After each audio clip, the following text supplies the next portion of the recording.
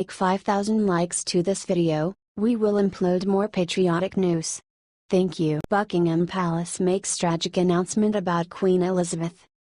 A surprising announcement was made about Queen Elizabeth on Tuesday that has many fearing for the 91-year-old monarch's health. The Daily Caller reported that it was just revealed that Queen Elizabeth drinks 4 alcoholic beverages every day, including one in the morning. Her first drink comes before lunch, when she has a cocktail comprised of gin, de bonnet, a sweet, aromatic wine-based aperitif, and a lemon peel garnish. The Queen then has a glass of wine or champagne with her lunch. In the evening, Queen Elizabeth enjoys a glass of champagne, likely from the 8 brands that have been given official royal warrants. In addition, she is also known to have a dry martini in the evening, making it potentially 4 drinks on any given day. This means that Queen Elizabeth surpasses the threshold of low-risk drinking, which is defined as no more than 3 drinks on any single day and less than 8 drinks per week for women according to U.S. government standards. However, given the fact that she has reached such an advanced age, perhaps she is fine with towing the line on this. This comes a month after the Queen's 96-year-old husband Prince Philip was rushed to the hospital with health problems.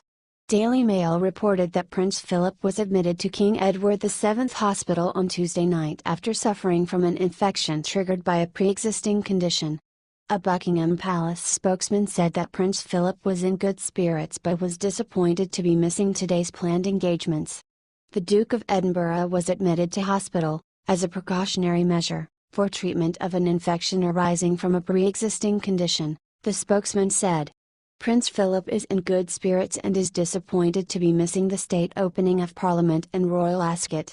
The Prince of Wales will accompany the Queen to the state opening, the spokesman added. Her Majesty is being kept informed and will attend royal ascot as planned this afternoon.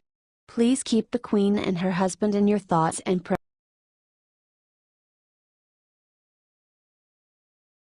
You'll cheer when you see who just publicly trashed Michelle Obama.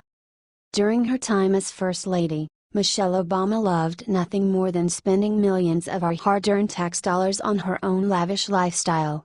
Now that she's left the White House, however, Michelle is trying to remain relevant by whining about how hard being First Lady actually was for her. Hollywood actor James Woods immediately called out Michelle for her shameless woe-is-me sob story. Young Conservatives reported that last week, Michelle gave an interview in which she whined about the racism she faced as First Lady. The shards that cut me the deepest were the ones that intended to cut, Michelle insisted. Knowing that after 8 years of working really hard for this country, there are still people who won't see me for what I am because of my skin color. Keep in mind that this is the same woman who once said that she was never proud of the USA until her husband was elected president. After hearing Michelle's whining, Woods immediately fired back on his Twitter page. What? One personal 747 and 32 assistants weren't enough for her 8-year vacation on your dime? The Academy Award-nominated actor wrote. Bam! Woods could not be more right. Michelle spent 8 years traveling around the world with her massive entourage on our dime, and now she expects us to feel sorry for her by playing the race card like it's her job. Share this story if you agree with James Woods about Michelle.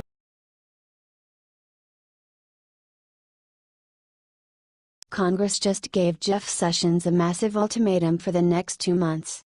Congress decided that they will pass a new amendment to a bill that will request from the Attorney General to investigate more collusion. By a vote of 16 to 13, the House Judiciary Committee voted in favor of an amendment that will require current Attorney General Jeff Sessions to appoint a special prosecutor within 60 days. The law will instruct that special counsel to investigate Susan Rice, James Comey, Loretta Lynch, Barack Obama, and Hillary Clinton. The scope of the investigation is not limited to the 2016 election.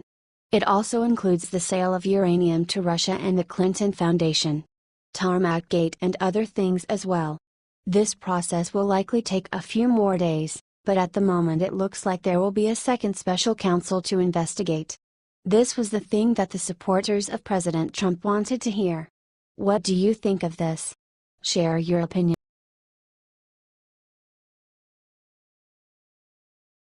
You won't believe what President Trump did after landing in Long Island. This Friday, President Donald Trump went to Long Island to influence Congress to create more funding to the breaking of illegal immigration in the United States. Daily Mail reported that, departed from Washington, D.C. early in the afternoon, and once he landed, the president spoke at Suffolk County Community College in Brentwood, New York. This is close to where the ultra-violent street gang MS-13 has committed a string of gruesome murders, including the massacre of 4 young men in April in a Central Islip Park. During his speech, Trump continued his tough talk on immigration and called on Congress to dedicate more funding to border enforcement and faster deportations in a speech in front of law enforcement officers and the family members of crime victims. "These are animals," Trump said of MS-13, a violent gang full of illegal immigrants.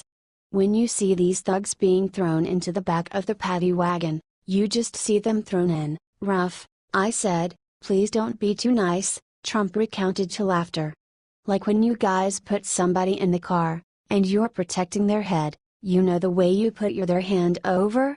Like don't hit their head, and they just killed somebody? Don't hit their head?"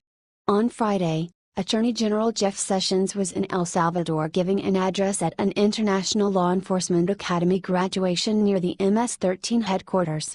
MS-13 is based here in El Salvador, but its tentacles reach across Central America, Europe, and through 40 U.S. states, and to within yards of the U.S. Capitol, Sessions said. With more than 40,000 members worldwide, including 10,000 in the United States, MS-13 threatens the lives and well-being of each and every family anywhere they exist and everywhere they infest. What do you think of this? Share your opinion.